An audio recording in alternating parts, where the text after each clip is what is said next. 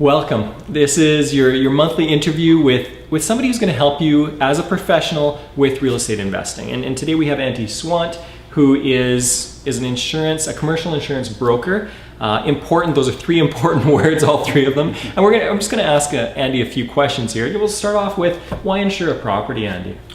Well, to insure a property, Mark, you want to protect your asset. Yep. You want to protect the value that you're buying, the purchase. Insuring property is very, very important. It's the cornerstone of every business. Insure your property properly, insurance to values, liability, all those kinds of things. Yeah. So as a real estate investor, I mean, we talk to so many people who are new to things. What would you say to them? Why do they need insurance, and what types of insurance should they be thinking about? Okay. All right. With a real estate investor, number one, you have to look at a commercial insurance policy. You can't look at a home insurance policy. That's just for your primary residence. Commercial insurance, that's specifically what you look for. Yeah. And under commercial insurance policies, you obviously have to look for building insurance coverage, which protects the building and the asset. You also have to look for rental income coverage to protect your rental income in the event that if you have a fire or a water damage, you're going to still return your rental income to you from the insurance company. Yep. The other large coverage you do need, and you do need a lot of it, is liability insurance. Liability insurance is very, very important. In the event that any of your tenants slip and fall, any of your visitors slip and fall on the premises, even outside the premises, you can be held to a very, very high standard being a landlord.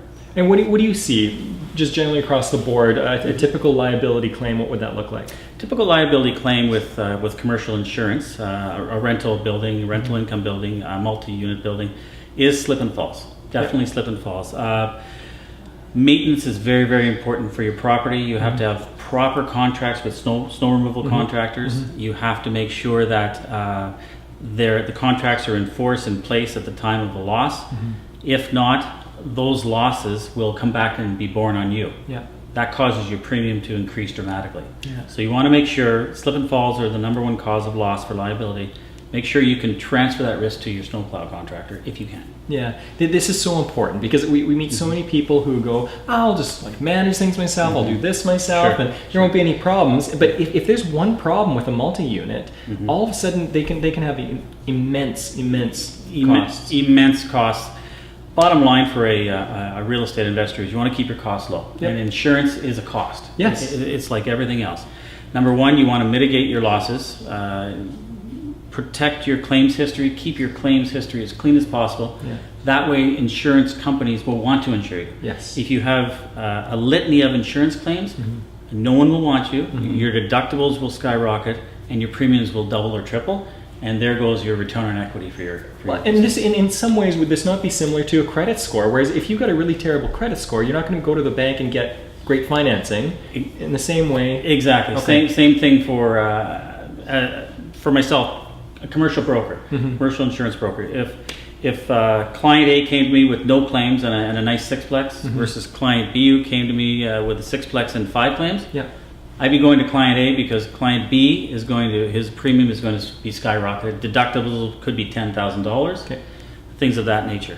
One of the biggest other claims that can happen with real estate investors, property managers, things like that, is water damage claims. Yes. Water damage claims are the second leading cause of all claims now in Canada. Okay. So leaky pipes, burst pipes, poor insulation around pipes, things like that, you've got to take good care of that as a So again, if somebody's willing to put a few dollars into monthly upkeep and maintenance, they're going to save a lot of money down in the end. A lot of money to be saved. A little bit of maintenance at the front end saves a lot of insurance premium at the back end. Good. All right. Next question was, explain insured value versus market value, because we've got a lot of people that are like, wait a second, I paid this much for the property. This is what it's worth. Why are you charging me this much for the insured value that's inflated? Exactly. Very good question. That is one of the questions I get every day. Andy, why am I paying X amount of dollars for insurance and I only paid this amount on the market value? Well, it's an apple and an orange. Okay. The apple is the market value. What did you buy that property for from the real estate broker? That's A. So if it was $1 million, let's call it $1 million. The orange is your insurance broker who has to insure that property on a replacement cost basis. the bricks and the mortar. What is it going to cost for another contractor, a third-party contractor, to put that building back up the way it was 5 minutes before the loss? Yeah. That's what we as commercial insurance brokers specialize in doing for you, doing for investors. There is a variety of computer models, computer programs out there that we plug in numbers to our computer system, and it spits out with cost per square foot. We know pretty well what the cost per square foot is for brick buildings, frame buildings.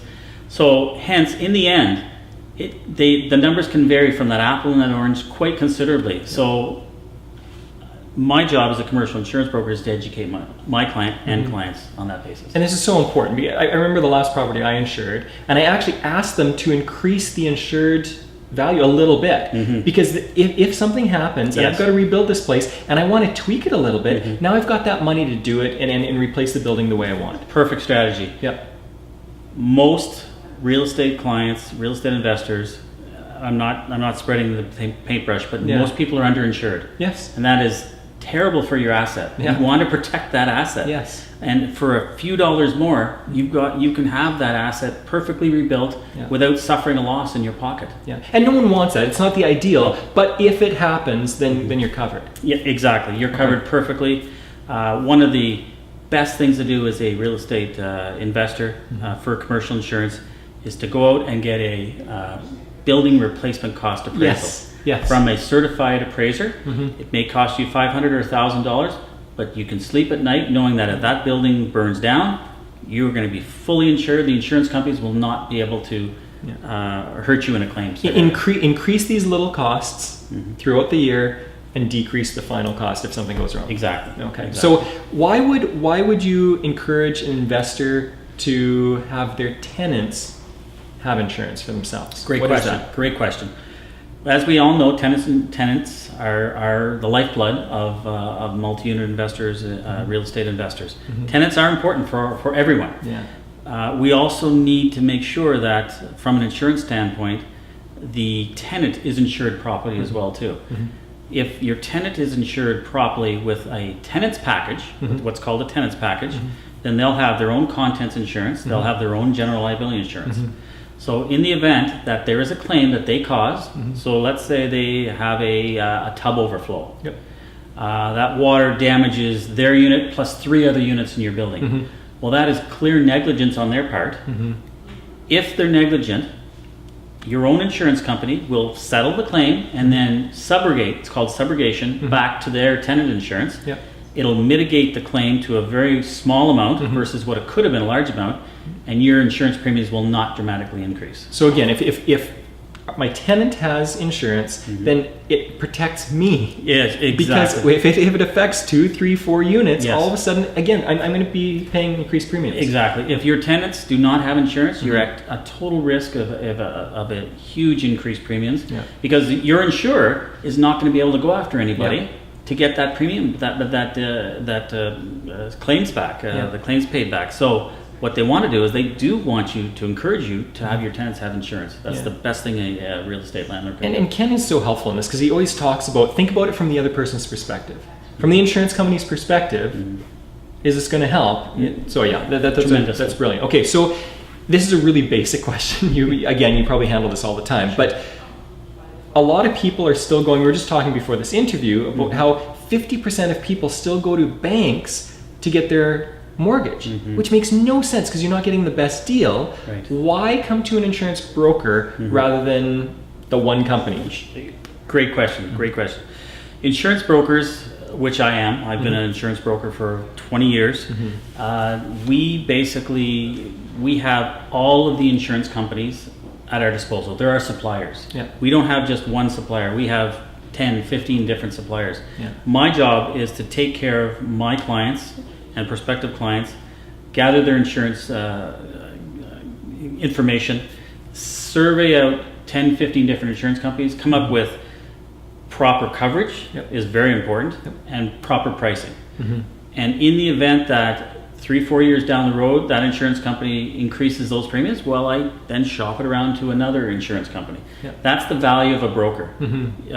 Direct writers, one company, they can't do that. They'll give you one premium, that's it, and if you have claims with them, they could deny coverage. Yeah, and then the beauty of working with a commercial insurance broker is that you understand this. You understand what the typical investor needs and wants, and you can fit their needs. Exactly. Commercial insurance. I specialize in commercial real estate insurance. Exactly. I know exactly what the clients need, the coverage they need, the different types of insured suppliers out there, who supplies what, premiums, deductibles, all kinds of issues. So that's exactly what we do. Now, again, the topic right now is commercial. At the same time, I mean, this would work the same for a single family home if you're purchasing this for somebody else. But again, the concepts apply to each, and I just wanted to make that clear. Exactly. Okay. Now, new developments. Are there any new developments either that have taken place in the last little while or that are going to take place in the next little bit? Sure. There's a few new things that are happening in the real estate side of things. A couple of them that we see are for larger real estate investors with multi units, multi buildings. One thing that we hear about on the newspapers, the TV, is cyber liability. Yep. Cyber liability is a hot topic right now with regards to insurance. That is the personal and private protection of your tenants' information. Yep. If you somehow lose that private information from your tenant's perspective, if it flows through the internet or someone hacks your system, you can be personally liable for that. Yep. And commercial insurance brokers, we now offer cyber liability insurance. Okay. Not that expensive. You can get up to $1 million worth of coverage easily for $1,000, $1,500, and that protects you against any lawsuits against you for personal or private information that is lost. Another coverage out there is that's a real hot topic is pollution insurance. Any type of buildings that have oil, heat, things of that nature, there is a lot of pollution claims that are happening now. Mortgagees will not pass you a mortgage if you have pollution on your property. So remediation claims, cleanup costs, pollution policies take care of all that, and they're a couple $1,000s as well too for that. So again, low cost. Treat it like a business. Exactly. A single family home, some people might skip things like this, but absolutely, with commercial buildings, you've got to take care of yourself this way. Exactly. Okay. So now you talked about whether mortgages will insure or not, or will hand down some money or not. You don't only work in Ontario, do you? No, I work across Canada. I'm basically, my insurance brokerage is licensed Canada-wide. Yeah, which is a fantastic help. Now, I'm going to give the skill testing question that everyone wants to hear in this. Sure. Is, do you own commercial properties yourself? Yes, I do. I own commercial properties myself. Multiple properties. Multiple properties. I'm enjoying it thoroughly. It's a lot of work besides my business, my own personal job. But I love it. It's an excellent field to get into. It's an excellent way to grow your wealth, meet a lot of people, and prepare yourself down the road. This is so important for the people watching this because they know they can trust you that much more because you're doing it. I am doing it. I'm doing it. It takes a lot of work. It's not easy. That's it. But it's worth it down the road for sure. Good. So Andy, really quickly, share your contact information. If anyone wants to contact you, ask you about some pricing, also just ask you about the terms in the average insurance contract and get to know what's going on. What's the best way to contact you? Sure, no problem at all. Andy Swant, my direct number is 613-907-3377. My cell phone is 613-852-8683. My email address is andy_swant@ajg.com, and I'd be happy to help anybody out. Good. Yeah, and we'll make sure that contact information is placed near this video so Excellent. everyone can see it. Thank you so much for doing this with us. Thank you very much, Mark. Yep. Take care.